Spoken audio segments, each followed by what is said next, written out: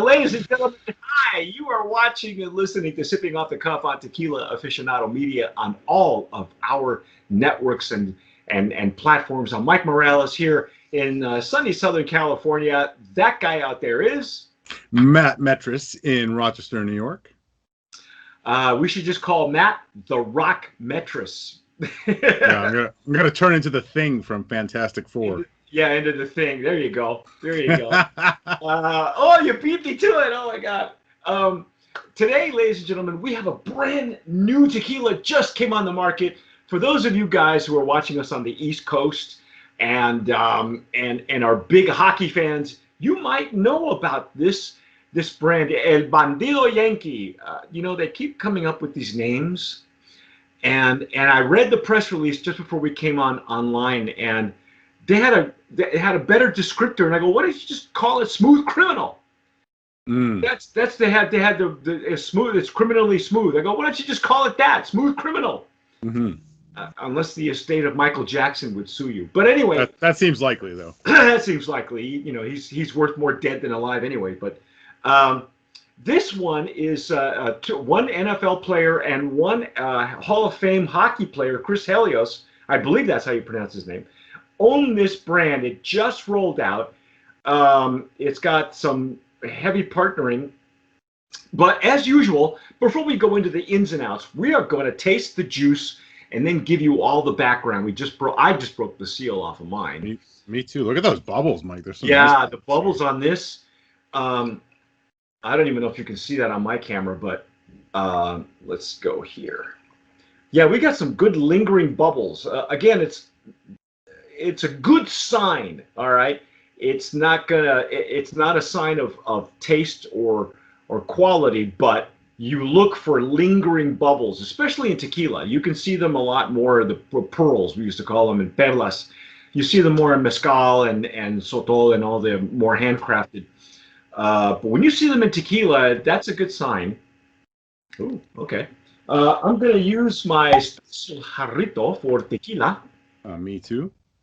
The press release tells us that they do have a reposado coming. We only received the Blanco, and that's okay. We were contacted. We were contacted by the PR company that made this happen for us very quickly. I'm very impressed by the folks there, and holy cool! Wow. Wow. No alcohol punch. None at all. It's all plant. Plant, citrus.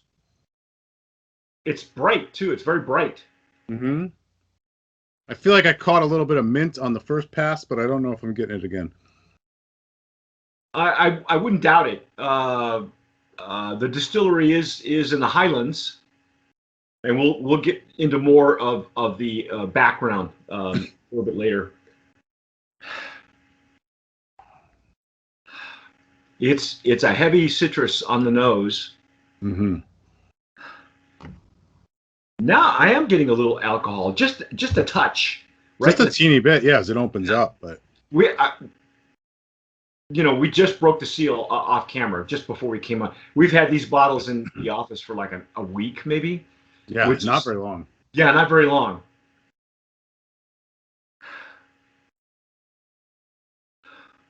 I think I'm getting a little bit of anise. You got the mint. I got a little bit of anise. Just a touch. I can see that. But it really is citrus forward, like a grapefruit or a lime, like a lime zest. Yeah, look at those tears too. They're just like clinging to the side here. Oh yeah, I haven't even looked at that. Oh, I don't even know if you can see that. I'm kind of like early morning here in Southern Cal, so I have lighting, but I'm not sure it's the best lighting right now. Yeah, I made Mike record in the middle of the morning to accommodate my rock moving schedule. Matt wanted to get a little stoned afterwards. Hey, it's legal in New York now. Yeah, well, it's legal in California. Not that I would be, I have to draw a line there somewhere, and I know we're getting more and more CBD and THC infused, but since I'm not a user, I don't have a bar for that. But two of our TJs have stepped up. So for those of you who are infusing your stuff now, go ahead and send them to us because I'll supervise and you guys do the tasting. Sounds good. Wow, man, these things are sticking. So that tells me that there's a solid mouthfeel on this. It shouldn't be thin. So let's dive in and see what we get. Yeah.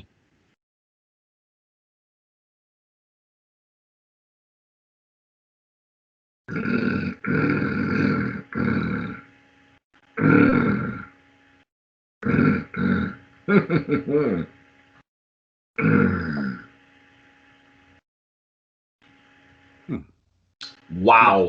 Plant, pepper, maybe orange zest.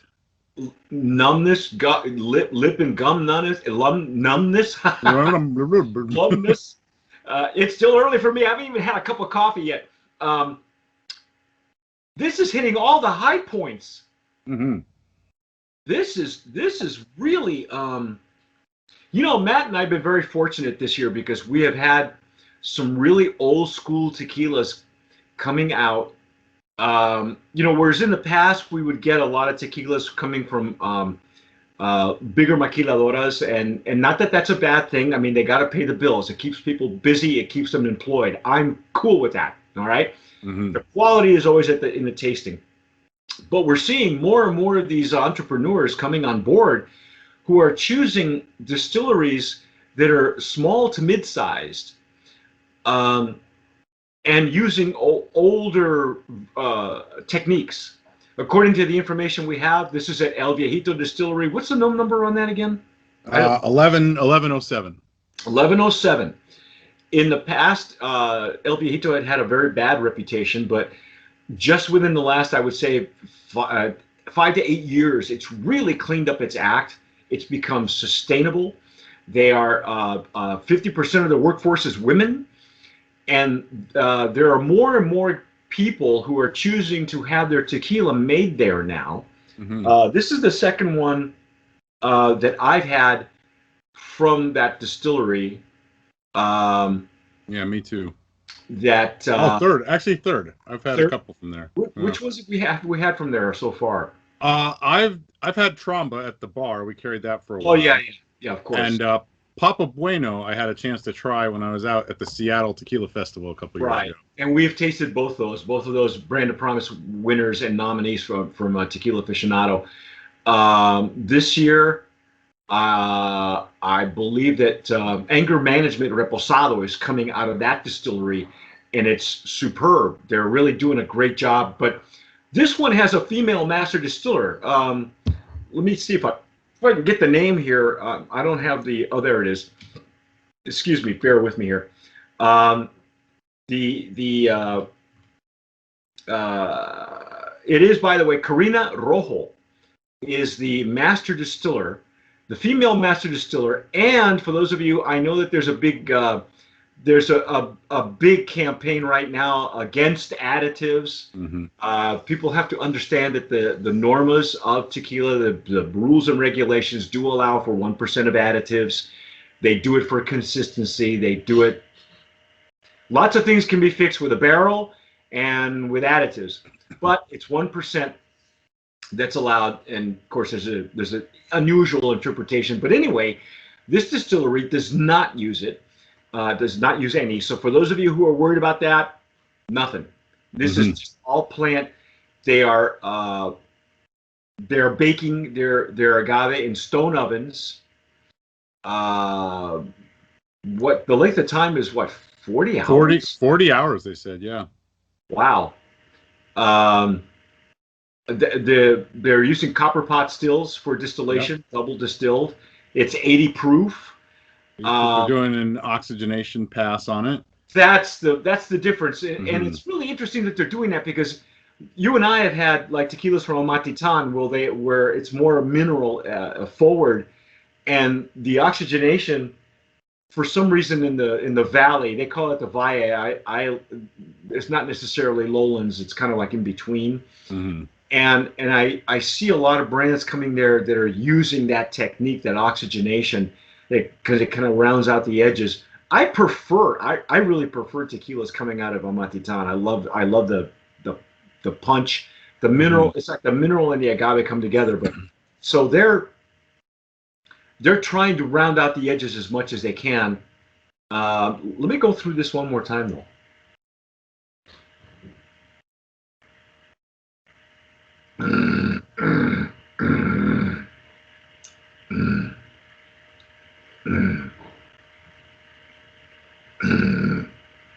I got something a little earthy on that one. Mm-hmm.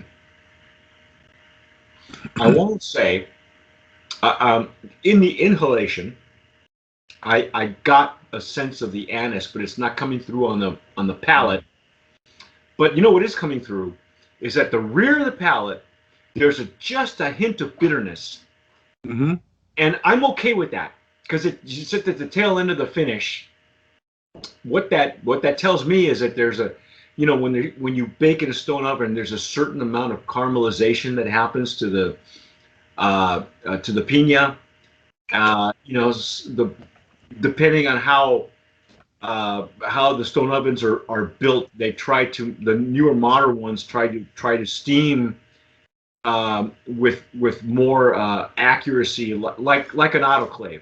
Mm-hmm. And you can tell that this doesn't have an autoclave finish because the autoclave finish doesn't have any of that. It's just all plant, and there's no hint of bitterness, and I'm good with that, Mm-hmm. especially because you won't even feel it if you're not looking for it. It's the rear of the palate. I don't even know if Matt, did you get any of that? Yeah, I got a little bit of that. I think, yeah. Wow, but the pepper and the structure, that this is a substantial tequila, man. Mm-hmm. I'm just not sure if I like the name or not, but to be fair, here's the thing. I think I may have even mentioned this to Matt off camera, but at one point, but in Latin countries, particularly where Central American countries where my folks are from, with the term Yankee is used as a term not of endearment, more of a term of a derogatory term. Some terms are used as descriptors, okay, uh, like dos amigos, dos hermanos. You and I think, didn't we have one, dos primos? Did I do that with you? It wasn't me. Okay. There's so many this year, folks. It's boggling my mind here. So they're used as descriptors, but Yankee's not a term of endearment in most Latin American countries. So but the PR that they're getting is it's a playful play, kind of an uplifting, playful atmosphere. That you should raise a glass and be the Bandido, and to me, it's a little bit cliche, but You got to know your market and go after it, I guess, right? yeah, those two guys. Here's the thing. Do you know Can you read a little bit about the charity? They're working with a nonprofit called Sacred.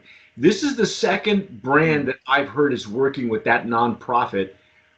I think the gist of the nonprofit is that they are giving back to the communities where tequila is made. Is that correct? Correct? It sounds like so they're going to give a portion of the proceeds of the sale of the tequila and 100% of the proceeds from the sale of any merchandise to Sacred, which is a not-for-profit focusing on improving the lives of people in rural Mexican communities where agave spirits are made, to identify and support vital community needs. It's about time. Yeah, absolutely. Absolutely. I think what it does is it helps. This is a way for small to mid-sized distilleries to still be able to help their communities, because some of the larger brands, I just held a tasting, finally a live tasting at a restaurant, Well, actually, it was a kind of a tasting slash sipping off the cuff, and I had heard that for instance, the larger brands like Patron do a hell of a job taking care of their own people, and you really can't argue with that because when they're upfront about it, they got childcare, they take care of their people, they pay their agave farmers a guaranteed amount, that kind of thing. And when you're the largest consumer of agave in Jalisco, you need to do stuff like that. But not every big brand, not every big distillery um, not every small distillery has a wherewithal to do that. So this, I think, allows for the small to mid-size to be able to still contribute in their way through nonprofits. Yeah. So And there's a that's big environmental impact, just in growing agave. It takes a long time. And, we talk about the bats and the, pollination and letting the plants go to seed and the stuff that's happening there. I think it's the Tequila Interchange Project. yes. But it looks like Sacred, some of their projects are around water security, earthquake relief, building libraries, sustainable agave farming. Oh, good. Water security is a big deal too because some of these large producers monopolize the use of the water in the communities. People aren't aware of that. There are times during the day where the people in the community have no water because the facility, the fabrica, the distillery, is monopolizing the use. And then of course with me, it's always been about pollution. Manassas, these big producers are polluting the environment, and they're doing it clandestinely. And I would say that is, I wrote about it, years ago, and it's still a big major problem. Although I understand now that there's a gentleman who has a facility to treat Manassas, and it's a working facility, and I want to interview him for Open Bar. So I'm going to reach out to him and see if I can't get a clarification of where this Manassas crisis is. To just give you an idea, folks, if you haven't read my report, my book on it, it's called Manassas, the Tequila Industry's Dirty Little Secret. It was funny because that was the original title I had for years ago when I wrote it, and I didn't use it. But when we started self-publishing, the title resurfaced, and that's what we're using now. So for every liter of tequila produced, 10 liters of wastewater is also produced. So you can, if you do any numbers, if you do a number like if you go to the CRT website and you pick a number of whether it's tequila production, tequila exportation, tequila sales, multiply that number by 10. And that gives you a really good idea of how much wastewater is being produced and where is that all going? Because every year tequila keeps climbing and climbing and climbing, and exportation gets higher and higher. So I'm glad that Sacred is around to be able to do stuff like that, because that's still a big problem that we in the States don't get to see. So unless you go looking for it, which I did. But anyway, regardless, now I'm going to get off my soapbox and say, what do you think? Do you think this is a Brand of Promise nominee? Yeah, I got to find my sign. There you go. Find your sign. There we go.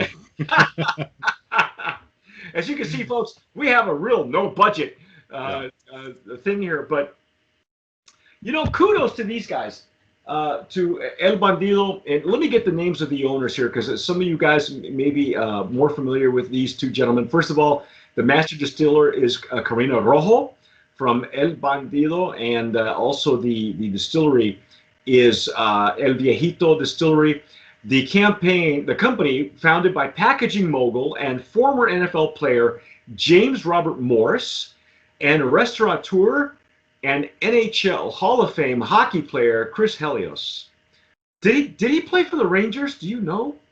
Who did he play? Helios? It looked like he played for Montreal a lot. I just looked him up real quick as we were getting ready. Yeah. But it looked like he had bounced around a little bit.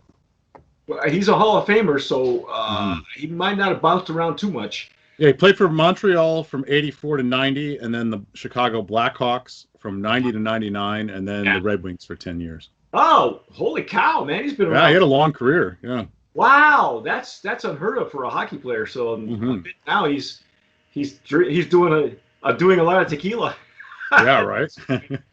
Um, but you know what? I like what they're standing for. I like how they're doing things. I like a lot about where this stands. I'm Hmm. not so fond of the name, but what the hell is I don't make anything. So it's El Bandido Yankee. It's rolling out in I believe in Michigan, bigger markets, and throughout the United States. They're going to be rolling out all through 2021. I tell you what, I would love to taste a reposado. I Yeah, really me would. too. And the uh, the So MSRP on this is $40. okay. The reposado is supposedly between what 44.90, 44.99. Yeah, 45. but then again, that's an MSRP, so Yep. your mileage may vary. Uh, Mhm. so, but that's our take on El Bandido Yankee. You have been watching and listening to Sipping Off the Cuff on Tequila Aficionado Media on all of our channels and networks. I'm here in sunny Southern California. That guy out there is Matt Metris in Rockville, Rochester, New York. You have been watching us on all of our platforms. Please subscribe if you're listening to us on Spotify or iTunes. For those of you people, if you're watching us on YouTube, subscribe, hit the notification bell, give us a like.